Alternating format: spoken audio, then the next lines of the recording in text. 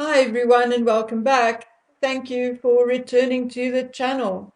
Time caught up with me this week and I did not get to half of what I planned on doing. I can only hope that the coming week matters will improve. Okay, so today I'm going to do my weekly Royals and Crime series. For the past few years, we have all been speculating about how far Prince Andrew's relationship with Epstein went and whether Andrew partook in certain actions with underage girls or not. The situation with Andrew has, however, also put a renewed spotlight on Charles's relationship with the likes of Savile Ball and Van der Post. Many other historians, writers, and content creators rehashed and dug deeper into Lord Mountbatten's sexuality and conduct. I have not gotten there yet.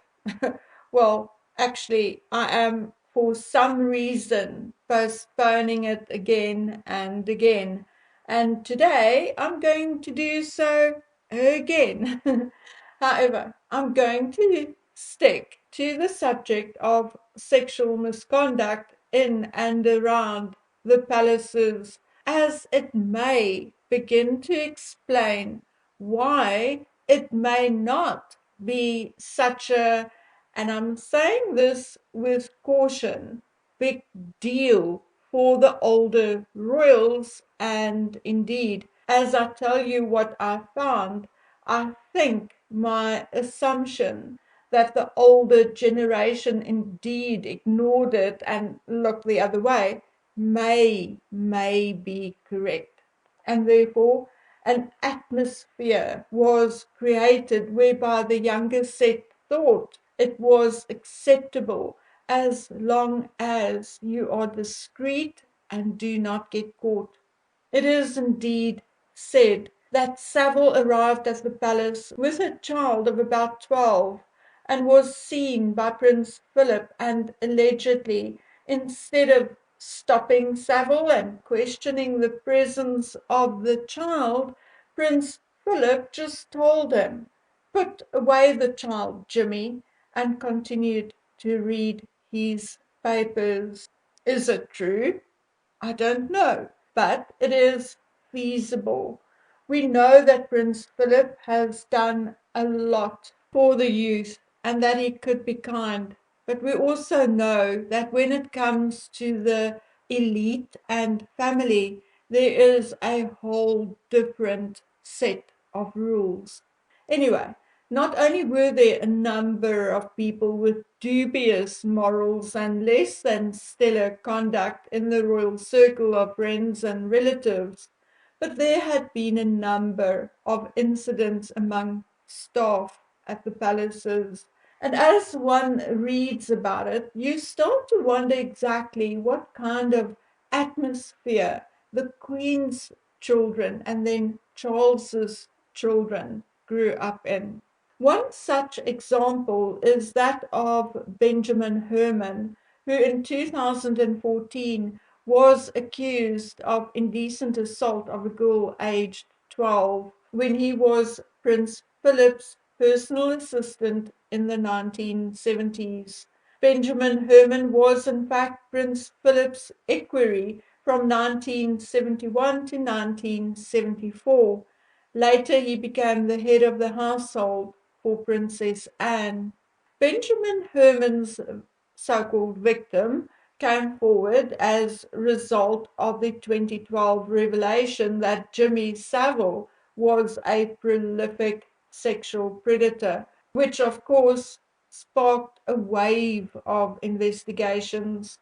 As a result of the investigation into Benjamin Herman, Prince Philip's official diaries for that time period were examined and statements were taken from former palace staff.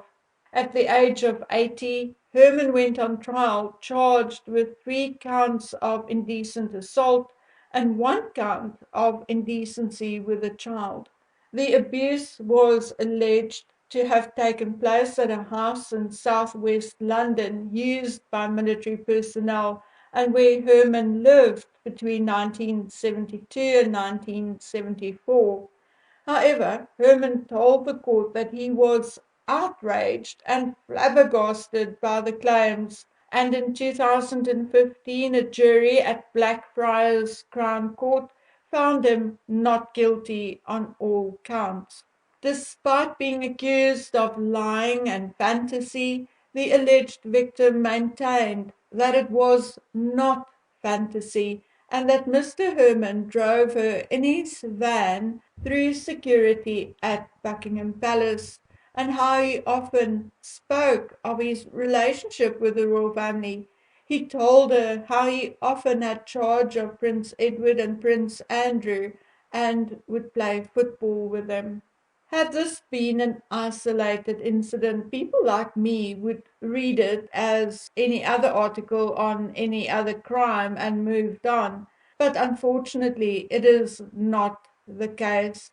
Each and every castle and residence, from Buckingham Palace to St James's Palace, has its own story, two, three, or more, of bullying through sexual harassment and other after hours salacious deeds.